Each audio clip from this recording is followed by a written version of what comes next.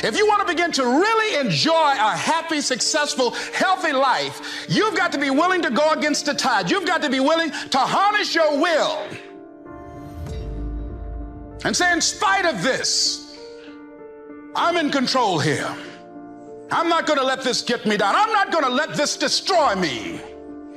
It doesn't matter about what happens to you. What matters is, what are you going to do about it? What are you going to do now, Les? Huh? How long are you going to tell everybody at the bus stop and anybody who would stand and listen to you? How long are you going to repeat the same thing over and over and over and over and over again? How many times do we have to hear that? Don't go around telling people what your story is. Everybody has a story. 80% don't care and 20% glad it's you. You can permit it to let it hold you down, or you can decide, I'm not going to let that happen to me. I'm bigger than this. Make a declaration to yourself. Declare all-out war that you're going to get out of this rut. I don't care how good you are. I don't care how talented you are. I don't care how much you work on yourself. There are some times when things aren't going to go right.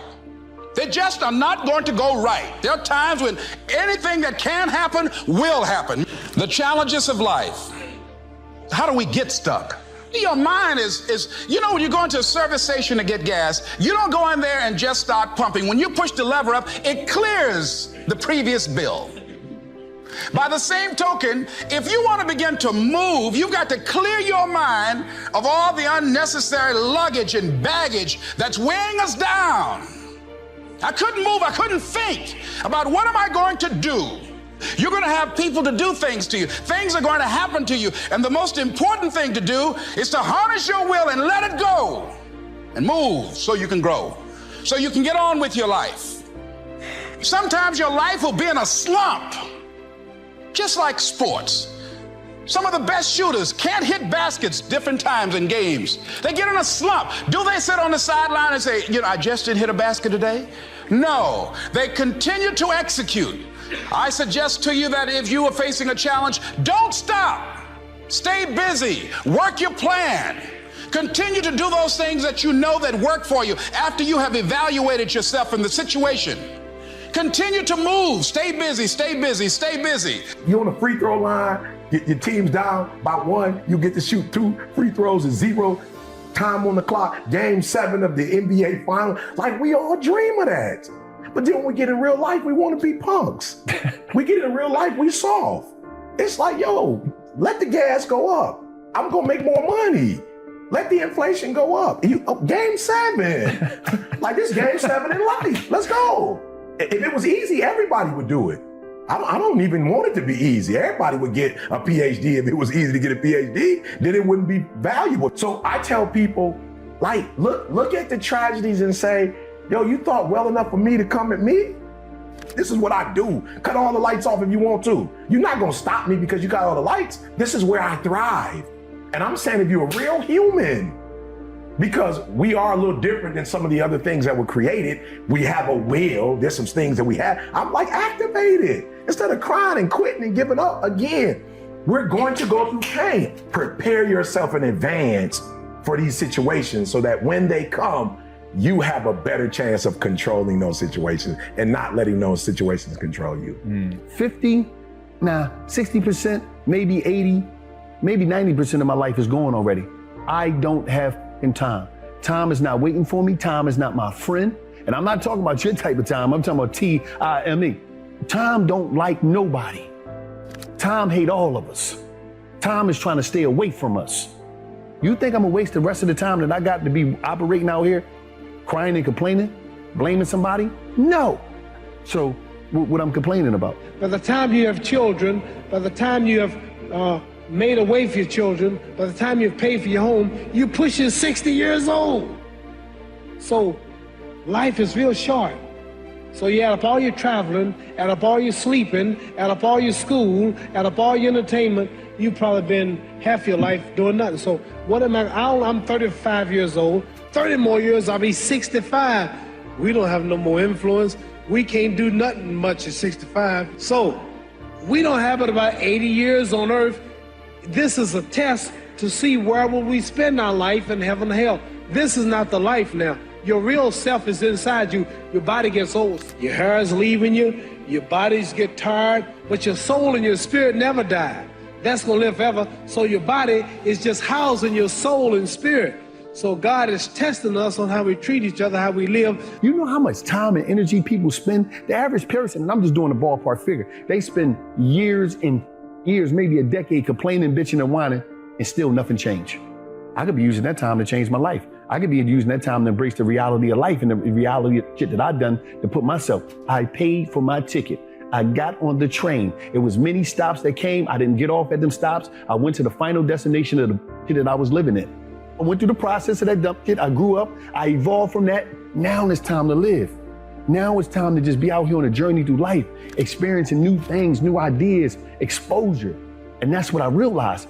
A lot of us don't expose ourselves to new things, new ideas. We're not open to different, open to change. Everything that I want to do is for me. That's why it's here. Everything that you want to do, you can do. That's why it's here.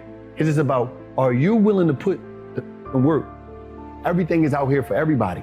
That's why it's out here. Once you're able to breathe, you got all the tools you need. Please don't put a limit on what you can do when you haven't even tried to do what you're capable of doing. See, somebody along the way told you were supposed to retire, and at 65, you were supposed to get a check. And we, like idiots, decided that we should cash in our lives at those particular years. That's when we made that decision. And guess what? When you think like that, guess what? You dress like you old, you walk like you old, you talk like you retired. Because somebody told you at this age, you're supposed to throw in the towel. No, if you're willing to pursue your dream, then your goals change and your level of sacrifice change. Was I afraid? Yes. Was I certain there was certainty in what I was doing? No. But also in the back of my mind, I'm gonna tell you, I cheated a little bit. I said I could always go back to happy. I cheated myself. And then finally after a year, I went, stop cheating yourself. Why was it cheating yourself? Because when you want to do something in your life, you don't put options out there. You don't put a B plan. When you don't know where you're going in life, do not look 4 years down the line. Do not look 2 years or a year. You look next week, next month. You keep your goals short. And that way, as you accomplish those goals, then you can start piling up little trophies or little moments to know that you're actually accomplishing something. You're actually climbing the steps to success.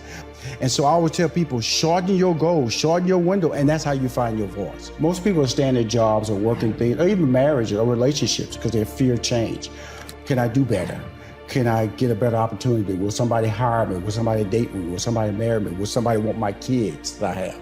That's a fear, and people don't want to make change. So I don't just take it from just an entrepreneurial standpoint. I take that conversation to the social behavior of people when they don't want to make adjustments because they've already told themselves they can't do it. And when you make adjustments, when you stop yourself first, really is sad. Because let somebody else tell you what you cannot do. But in the process of that, prepare for success. In other words, are you willing to put time in your next move? And a lot of people say things like, I'm not a morning person. I don't really know what that means. I really don't. I have 24 hours in the day. I try to take advantage of every hour. And I have certain rules that I initially tell people on a regular basis. If you want to start living a successful life, start locking into a consistent time that you should get up every day. Don't let it deviate. If you say get up at 8 o'clock, don't hit the snooze and get up at 8:30. I get up at 4:30. That's just my time. I'm not a happy guy getting up, but that's a goal I set. And I'm gonna just tell you this honestly. If you're about to make a change in your life and you feel uncomfortable, that's the best feeling you can have. Because for the first time in your life, you're making a decision that's gonna be best for you and not what somebody told you to do. And that's when all bets are off, man, because you're about to enter some uncharted waters that's gonna force you to challenge yourself to be perfect in so many ways. And shooting for perfection is all good. You don't shoot for average, because you're not gonna hit all the time. If you shoot for perfection and you hit good or great, you're winning. They think it's a permanent fix. They think it's something that are constant. They think that maybe once I get it, I'm gonna hold on to it. Nothing is permanent. Nothing is permanent. And a lot of times you have to learn to perform without motivation. You have to learn to perform without purpose. You have to learn to perform a lot of different things. And that's what people think. They think I need to have this motivation to work out, to study, to be better. So if they don't have it, they just don't do it. And that's where you fail. You have to learn to train your mind well beyond motivation. If you have motivation, that's great. That's some kindling to the fire. All it takes is a little bit of spark, you can burn a whole forest up. But motivation, you have to learn to exist without it. You have to be your best self when you're least motivated. And that's the tricky part about all that. Motivation is just a word. You have to have these different things in your mind on where you want to go and know that motivation is not going to get me there, because I'm not going to always be motivated. I don't really like those words.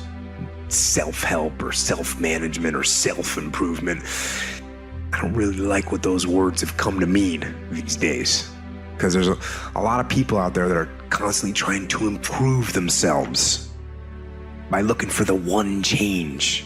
The one change, right? The one change in their life that's gonna make their dreams come true. Now, I'm no guru, and I definitely don't claim to be. I'm just a man. But I will tell you this, it isn't one thing. And it isn't 10 things, and it isn't 100 things. It isn't a quick path, and there are no shortcuts. Meditation won't get you there, and neither will a miracle drug or an organic supplement or some superfood. Getting better isn't a hack or a trick or a one change that you need to make. Getting better is a campaign. It's a campaign. It's a daily, a weekly, it's an hourly fight. An incessant fight that doesn't stop against weakness and against temptation and against laziness. It's a campaign of discipline. It's a campaign of hard work and dedication. It's waking up early and going to bed late and grinding out every second in between. Every single day. So, you want to get better? You want to self-improve? Stop looking for a shortcut and go find your alarm clock, find your discipline, and find your guts and your passion and your drive, and find your will. And then you will find your freedom. Find somebody that you can help so you can forget about you for a moment. See, sometimes the best thing to do is to be. Sometimes you have to just back up and go within yourself. A bow and arrow, you can't take a bow and just push it out an arrow. You just can't push the arrow out. You have to pull it back and then release it. Sometimes you have to back up and go within and pray and meditate and recharge your batteries. Go away, clear your head, and then come back and look at it from a different vantage point. Don't operate while you're under the spell or the effect of what's going on. Next thing is that you've got to activate the thinker in you. Don't allow your emotions to control you. We are emotional, but you want to begin to discipline your emotion. If you don't discipline and contain your emotions, they will use you. Your mind goes on automatic, just like a garden. You know, weeds don't have to have any encouragement to grow. You don't have to water them. They don't have to get sunshine. They don't have to have fertile ground. They will grow through the cracks of a sidewalk. Am I right? But if you want to grow orchids or roses or any kind of exotic flowers, there are special processes and procedures you must go through. Well, by the same token, you don't have to force yourself or motivate yourself to think negatively, to be depressed, to hate somebody, to want revenge, to want to get back at somebody, to beat yourself up over the head, to feel loaded with guilt. You don't have to make any effort to do that. Your mind is on automatic. It will do that by itself. But if you want to begin to move into your own personal greatness, if you want to begin to really enjoy a happy, successful, healthy life, you've got to be willing to go against the tide. You've got to be willing to harness your will and say, in spite of this, I'm in control here. I'm not going to let this get me down. I'm not going to let this destroy me. I'm coming back, and I'll be stronger and better because of it. You have got to make a declaration that this is what you stand for. You're standing up for your dreams. You're standing up for peace of mind. You're standing up for health. You want it, and you're going to go all out to have it. It's not going to be easy. When you want to change, it's not easy. If it were in fact easy, everybody would do it. But if you're serious, you'll go all out.